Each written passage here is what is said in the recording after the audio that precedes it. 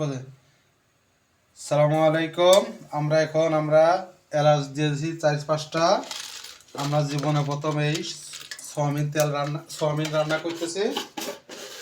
আমরা সোয়াবিন পরবর্তীতে ভাইজে নিয়েছি, আপনাদের ভিডিও আমরা দেখাতে পারি নাই। এরপরে দেবো আমরা রসুন দেবো। যদি ভালো লাগে পরবর্তীতে আমরা সোয়াবিন আবার দেওয়ার জন্য চেষ্টা করবো।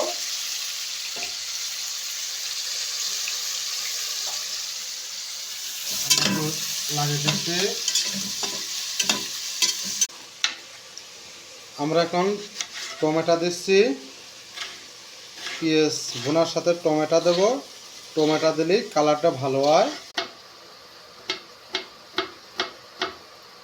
আমরা এখন লবণটা দিচ্ছি, হালকা পরিমাণ লবণ দিচ্ছি। না এর সাথে না, মাছগুলো সোয়াবিন